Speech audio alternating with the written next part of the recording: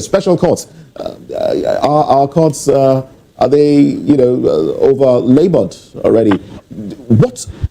Take us through what the law says, the provisions in the law, penal code, and the rest of them. What do we have, and why isn't it working for us? Why do we need dedicated courts to try corruption cases?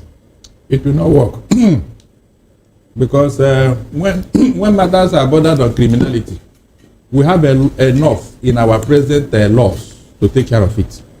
So duplication of courts is already causing problems. So I don't see what the new court is going to do that the existing court are not doing. The only thing is that political interference. That's all. Seriously. The bane of our judiciary is political interference. You heard all the past CJN saying it during their valedictory speech. They will tell you how they were being intimidated, how they were being threatened while they were in office. But they will not say anything until the day of their leaving office. They will start telling us what they went through. To tell you that the problem is what? Political interference. That's all. If they can remove it, the courts are willing and ready to do the needful. Take, for example, most of the cases that should have been dispensed with. What happened? Judge Okalo was sentenced to jail. Was it not Buhari that brought him out?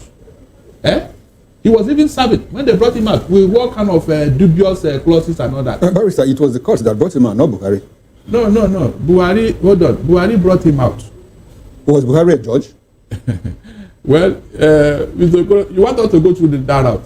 When that judgment was passed on Judge Okalo, the APC people went to Buhari and said, look, because he insisted, they were telling him to not allow it. But he said at the court, he said, okay, if we now find a way, don't interfere. That was what they told Buhari.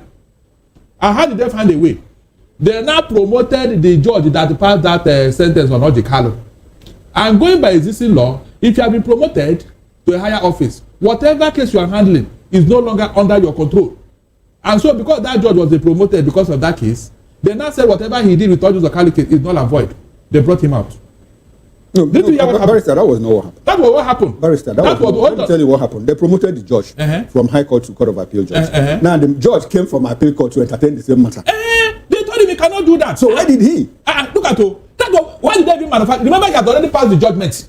He had already passed the judgment. That's what I'm telling you. He had passed the judgment. That Judge Okalo was already serving. Okay, so you think the whole thing was state managed? Are you telling me what I know very well? Barrister, do you think that the whole process was state managed? Of course. That was a locus classicus in our judiciary. It has never happened. That's what I'm telling you here. So are you telling me that look at Yahaya Bello? On what reason will Yahaya Bello be parading himself all over after what a clear case? You pay the school fees for children unborn in your family to a foreign university or a foreign school in Nigeria. That children unborn, you just dump money in their account. That any child that comes from my family just go there and read. They had to return that money when there was Oprah. Is that not enough evidence to prosecute this man? But look at him. No, but Barrister, the argument here is not about changing our laws. Now, the question is, should EFCC have a special court for anti-corruption cases? Yes or no? What do you think? Do you think EFCC should create their own court for corruption cases so that they can try anybody who is found guilty of corruption, so that they can try the person directly, whether if to prosecute the person or whatever? So what do you think? And do you think that is the problem? That is the reasons why EFCC has not been able to fight corruptions? What do you think? Do you think until this special court is being created for the EFCC before they can fight corruptions? What do you think? Is it the right way to go to solving the problem of corruption? Yes or no? Leave your honest opinion, your honest comment. What do you think? Please don't forget, leave your honest comment, like, share, comment, and subscribe to this YouTube channel. We'll come back and talk about it. Argument is to create special courts for EFCC so that these cases could be fast tracked. And I'm telling you that why is it that electoral cases political cases take preeminence in the courts? Why? Tell us now. That's good. You know why? Because of time. Time factor. Yeah, so that you will meet the deadline for swearing in and all that, especially presidential election. They take prominence in our courts. If not, do you think the presidential election would have been entertained? They will still be rigmaroling and all that. There's also the call for special courts to handle that. To handle what? To handle it's the same court. It's the same court. No, there is a call for special courts to handle that. The creation of special. No, there's no court. They set up a committee. They set up a tribunal within the court to entertain those cases. Speedily. Perfect. So if I understand you clearly, you're saying the courts have nothing to do with this, and there is no need to set up special courts. Because it is the executive and political influence. You already have ICPC and EFCC. Yes, but they can't prosecute. They have to take people to court. Can't the government say, look, any matter coming from these people, try it speedily. You see what will happen. Because all the evidence are there, like this Yaya Bello case. What is delay?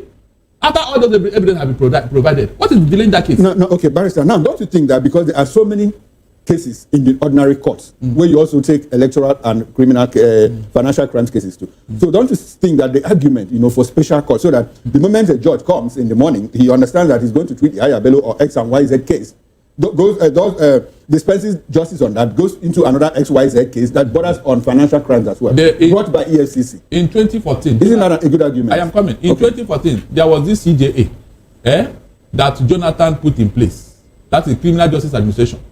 That criminal. Did they answer anybody? All right. Is it not because the party in power is behind them? Okay. And it's the people of this party in power that committed those infractions. Being fair, for justice. Did they answer anybody? All right. Is it not because the party in power is behind them? That committed those infractions. Being fair, for justice. Did they answer anybody? All right. Is it not because it is not just about the interference or any form of understaffing? All of them are part of it. When you look at what is happening so far, sometimes the evidence, that is the management of evidence, is also a factor there. Most cases, if you look at some of the cases in the past EFCC lost, basis of this judgment are always lack of evidence. The prosecution witnesses often in criminal justice administration sometimes would never want to surface. And also when you look at our institutions, so many of the institutions over a time is weak. Well, you can also look at the judicial and legislative oversights, and so a whole lot number of issues. So calling on the corruption, anti-corruption case wouldn't just solve the problem. Looking at subsequently from what I know the president and the kind of person he is, we are looking at possibility of the kind of reforms that have taken place in the Lagos State judiciary, which has really improved the judicial processes and the justice system delivery in Lagos State. So we're looking at that in the Nigerian judiciary system. We're also looking at this way that there could be some institutional framework to give our investigating teams some leverage in preservation of kind of evidence in certain cases, and also some independence whereby that they will minimize those interferences from any quarter and all that. I think there's a whole lot of issues that are affecting our anti-corruption process. But when you look at it, I have not been the person who always believe in active approach in fighting corruption. It has never worked so much anywhere in the world. We have some countries, I think in India, Pakistan, and some part of Asia, some of them have dedicated this special anti-corruption courts or tribunal, whatever you can call it. But when you look at it from what they have achieved so far, you find out that the problem has not been solved, because if the institutions are weak, there is little or nothing creation or duplication of any system or institution can solve in a situation like this. So why I think we need more in this country to solve the corruption problem is more or less like a homegrown solution.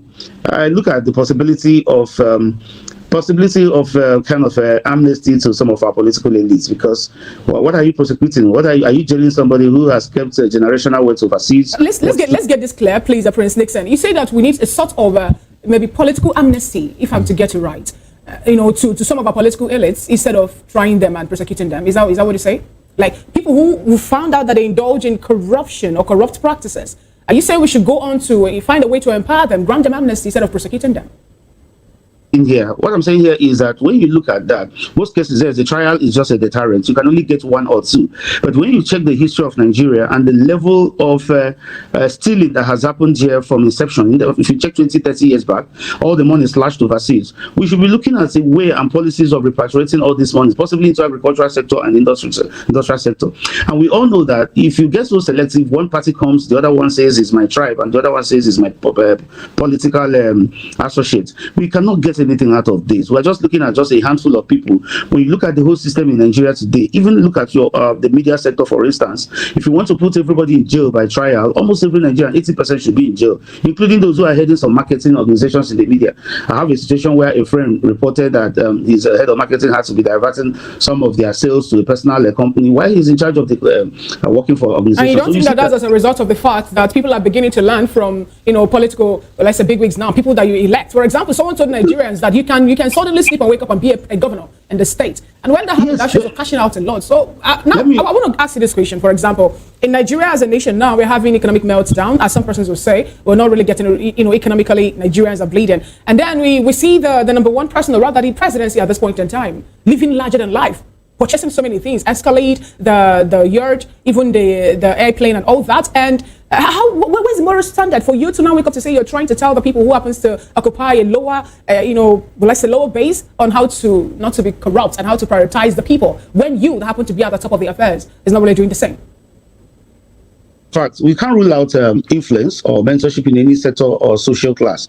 But I want to give you, I still insist that the institutional framework is what is important here. Let's get, for instance, you look at before a politician wins an election or is appointed into an office, he has already declared assets that he doesn't have. So many of them will write fictitious figures and claim they have houses in America, even when they don't have 5,000 naira in their bank account at the day of swearing in. This is a systemic failure. This is an institutional failure. It has nothing to do with the president who is also coming in at that time. So in these situations, what are we looking at? We should look at policies where we can use tech and also to track all these things. If there is a kind of assets declaration and there is a process whereby we can link all this, we should leverage the tech we have today, the BVN. If the banks can integrate and track those who have loans in other banks, the country can as well do that and make sure that all these areas are proactively taken care of to minimize it. And it will be easier for us to preserve evidence in court. It will make litigation very easier. It will reduce the time of litigation. By the time we're able to track these assets and all those using technology let me stay with you. You have made a very important suggestion here that we should kind of grant amnesty to corrupt politicians. But the question is, assuming we say from today, every politician that has stolen, let go. Amnesty, you have amnesty. What guarantee do we have that going forward, that Nigerian politicians will still not steal us blind as they have done in the past? How do we ensure some kind of, guarantee that is not going to happen? Like our people say, let everything that happened in the night, let it just go. How do we guarantee the future? Something. There are countries who have indirectly. It's not Jonathan. I think 2017 was Buhari's regime when they tried the tax amnesty and all that, and telling those who are owing a large sum to come and pay social time with some discounts and all the rest of it all. And some countries have also done a similar thing. I know as a country like Indonesia raised a couple of billions of dollars inflow into their country to stabilize the economy with that. But Nigeria, in own case, having it will not be just like a bonus or just an open-ended thing. What I mean by that, amnesty is this: there should be a deal that everybody has every opportunity within a particular time to bring back all looted funds, and it should be channeled into agriculture and the rest of them. Their sins are forgiven. Let them bring back all that money, have their freedom, invest it in Nigeria. I bet you within 1 year, if everybody has job opportunity, the economy stabilizes, all this money that is splashed in all these countries are back to Nigeria, we won't have much problem. Then we can have a caveat. There can be now a caveat going forward. You put up all this institutional framework to track every forms of corruption going forward. I think when you be able to prevent, why do you ask yourself, why are there no rats in the church? There's no rats in the church because there's no food in the church, no debris, people don't eat there. So when you make stealing and some corrupt practices unavailable to the people, and it reduces it.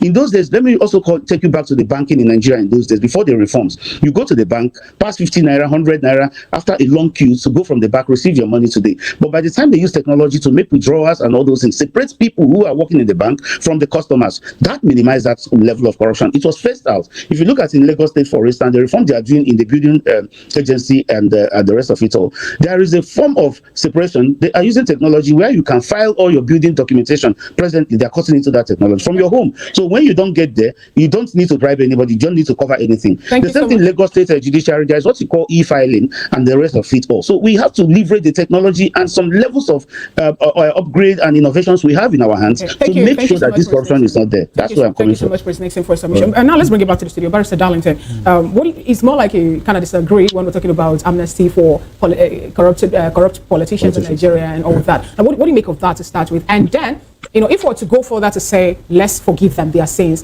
how sure are we that even the funds that they've stashed abroad, that they bring everything back to us? Look, the amnesty you are talking of, we have tried it over the years. It didn't work.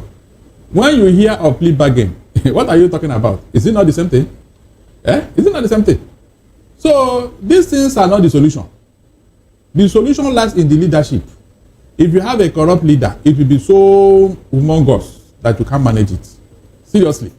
But if you have a leader who said, no, I won't take this, it will not happen. Okay. We have example with Anambra and P2B when he was there. Mention any of the commissioner that was caught with, stealing state resources and all that. Mention.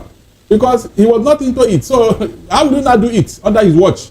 Now, Barrister, some persons have come up to say that the reason we're having the issue of corruption turn out to be a behemoth in Nigeria is because of democracy. Some are trying to say, let's go to China since we are beginning to have economic relationship with them and bring in their principle of how they carry out, certain execution and all that when politicians or elected officers are found guilty of corruption. Do you also share that line of thought? In fact, we need something like that because if we are very good in stealing money, very creative, Nigerian politicians, you can't beat them when it comes to embezzling and stealing money. They have a way of doing this thing. In fact, their own system is unknown to the whole world. So if they are so perfect in stealing money, we should find a way of stopping them. By the time we take one or two persons as an example, don't you think others will learn? It's always easier to talk about the problem, but a lot more difficult to talk about solution to the problem. What we are looking for now is a solution to the corruption that has eaten deep into the fabric of this nation. And we're asking, in a few words, what is the solution? Can our courts be saved or delivered from external influence? The courts all over the world seem to be influenced one way or another. But how can we save ours, especially when it comes to corruption? Moses, you were here when British Prime Minister Boris Johnson was asked to leave office. For what? Violating COVID-19 protocol. He didn't even steal money. I hope you know. A journalist just showed him dancing and partying while the whole country was on lockdown. That was it. They told him to leave. His own party, they were calling him liar and all that. Is it not because of the system in place? Did anybody come and say, my party man is this and that, he's from my tribe and all that? It's because the leadership said, no, this is the way we want to do this thing, so that our society can be cleaned out. Look at all the things we gained before certain characters came into office, and look at what we are now. Are you telling me that corruption now and then, they are the same thing? No. What is the solution, Barry? The solution is leadership. Leadership. Who will power this thing you are talking about? Is the leadership. Since they know how to steal money, they should find a way to stop it. And that way is what? Remove political influence from our courts. If you want to do that, what would you advise? How would you advise it to be done? Is it by the National Assembly pushing out a law in that regard? Or what exactly would you advise? Now, if you create a court of eminent jurists, probably those who are retired, who don't have a political affiliation, who don't have political interest in any political office, I think that is the way to go because so you align with the creation of a court. We align only if they can remove influence. It's not enough to create an institution that you're not allowed to work. Is EFCC working now? Moses, do you know why EFCC was created? To stop this particular thing under Obasanjo. That was one of the conditions they gave you before our debts were cancelled. So, look at where we are now. Okay. We don't listen to you if you want to cancel debt again. Barrister, you think EFCC is not working? Working where? And the Yahya Bello is still working about. Did you hear what the man said about prosecuting him? Do you think Yahya Bello will ever go to jail? Well, we can't preempt the. Well, we have already preempted it. If they could not, with all the prima facie cases against him, and that man is still parading and walking about, and the EFCC chairman is still in office, might they leave that thing? He's not going anywhere. All right, President Nixon, looking for a solution. What would you advise? Like I said earlier, we need institutional reforms, strengthening the institutions, the judiciary reforms, like what I said, e-filing, leveraging technology to track corruption and corrupt practices, both the assets declaration system.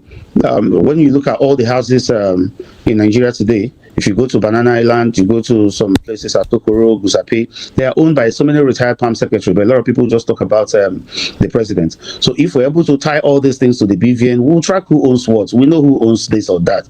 I always insist on being proactive in fighting corruption. If you look at what president has done today by opening up the upstream and the downstream sector, total deregulation of the oil sector, that has removed those corruptions of claiming I brought in 20 trillion worth of this thing and subsidy, false claims and all the rest of it. So he has taken it away. That's what institutions strengthening and the framework can do to fighting corruption. If you look at also the policy of floating the naira and the dollar exchange has taken away hoarding and so many things. Today, nobody can predict what happens. You look at the policy that is happening, the digital assets, the cryptocurrency. The previous government banned it completely, but in this time around, with what you're saying, I don't think there's I don't think you see need for any more work to be done. You seem to just believe that what needs to be done has been done already.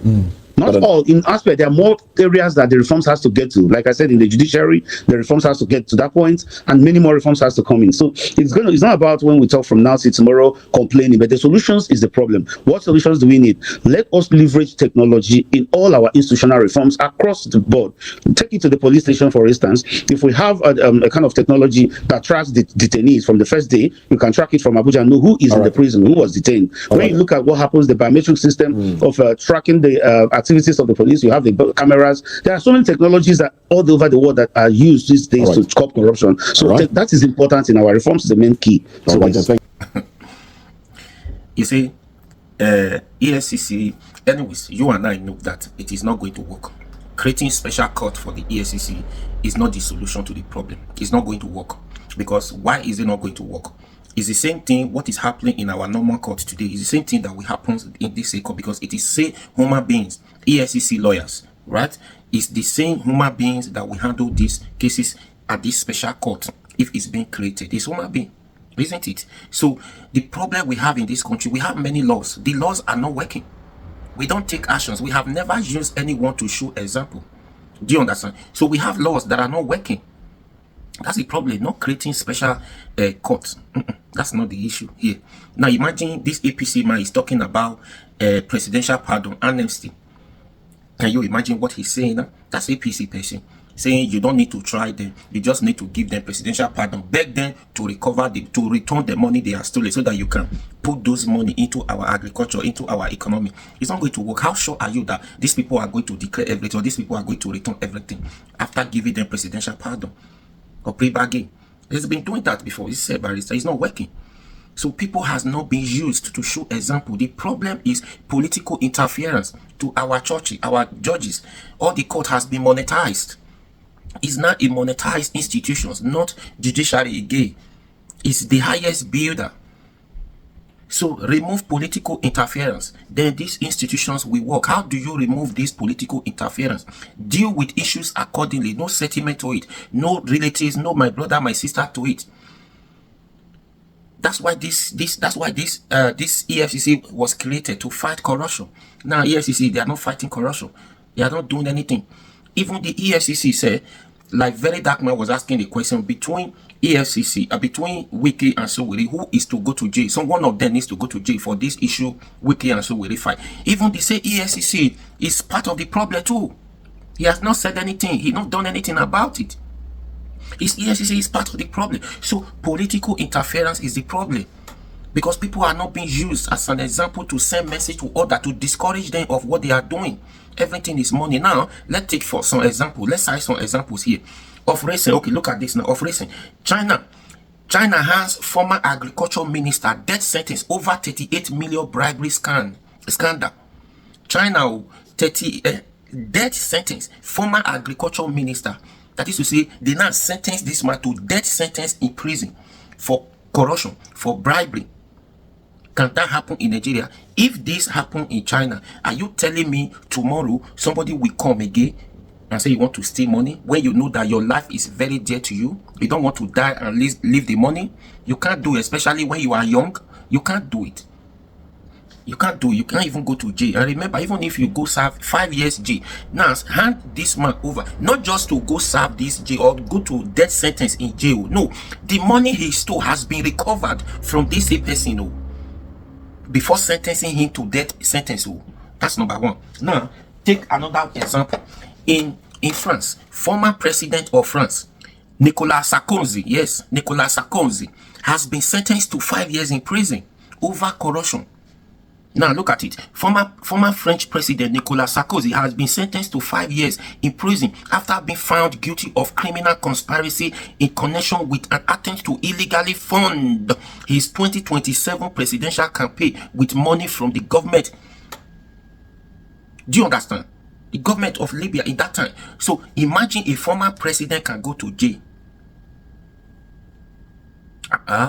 So these are the issues. Now, okay, let's come back to Africa. Take for instance, Senegal. Karim Wade, the son of a former Senegalese president, Abdoulaye Wade, was found guilty of illicit enrichment of 200. He was sentenced to prison for a president's son. A former president's son who does that. Would that happen in Nigeria? No. So you need to use people to show example. These are the only way. Remove political interference from our judiciary. Let's make it work again. Creating special court for EFCC is not helping. It's not going to do anything. That man I was talking about, they are not able to prove. They said no evidence, no this, no that. It takes time before they could. That's why the issues takes time at the court. No, it is not so. It just is, because everything is all about money, my brother. How people want here? Can you, if this chief, what's his name again? I forgot. The one that happens of recent. The one this Oba, the sentenced to prison in America of COVID-19 fraud. In America, in connection with one pastor, right? 2020, he was sentenced to how many years in prison? I think 6 years, 5 years. In America, of recent, last month or 2 months ago. A Nigeria chief, would that happen? If that was in Nigeria, can a chief in Nigeria, Oba, can they go to prison? No, these are the issues. Those people do not care about your status. They don't care. All they care is the institution. Well, they deal with issues accordingly. The purpose of the establishment of these institutions was to fight corruption. It doesn't matter who you are, where you are from, your tribe, your ethnicity, your relationship with the president. You could be the son of a president. It does not give you the liberty to steal public money. No, if you steal, the law is already there to deal with everybody. There was no pardon, or there was no excuse for if it was. There's no nothing like that. If is a president, or is a son of a president, son of a minister, or if the person is a minister, they should be pardoned. No, deal with issues accordingly. The law is for everybody. You are only privileged to be in that position. That privilege does not give you the right to steal public money. Do you understand? So until we begin to use people as an example to send signals to others, to discourage others not to do it. Now, if you are talking about pardon, that means a lot of people will want to steal. You don't sentence these people to prison. No prison, 5-6 years. Then not just to sentence them to prison or prosecute them. You must recover what they stole. You must recover what they stole from them before you sentence them. Do you understand? Now, if you are saying you want to give them, tell them, it's like you are making, just like our clerics and some politicians are making peace deal with this banditry, or all of them. Alpha, all the peace deal making with them. What happened? Has it solved the problem of insecurity? No, it has not. It has not. It's like you are telling them it's like you are telling them that your military, your security are weak. These people overpower your security agencies, right? That your security architecture is not working, right? That you are now making peace deal with people who is killing your citizens. Who does that? It's the same thing with this. Now, if you now give liberty, give opportunity or presidential pardon for people who stole public money, just talk to them. You stole money, return the money. We pardon you. We are not going to try you. You are not going to go to prison. Just return the money so that we can add it to it. No, how? If the person stole $500 million, that means he's going to return $300 million.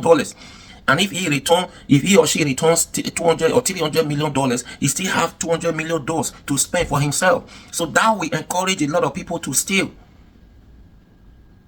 Just leave them, go free like that, nothing. See Yaya Bello with all the evidence, pay school fees for unborn children. Anybody, any child, any children, anybody who comes from this family, from lifetime, go to school, no more school fees again. Come, who does that? Anyways, this is just it. They just need to sit up and rebrand them. Well, anyways, it's not going to work until we have a serious leader who is going to discourage these people, remove political interference, deal with issues accordingly, according to the offenses. No more interference. That is how it is. You should not be biased fighting corruption. You should not be biased. You should not be biased. Everybody, it doesn't matter the tribe, the person where he's from, it doesn't matter his status or reputation. If he doesn't want his image tarnished, then he has to do the right thing from the beginning. That is it. Anyways, what do you think? Please share this video.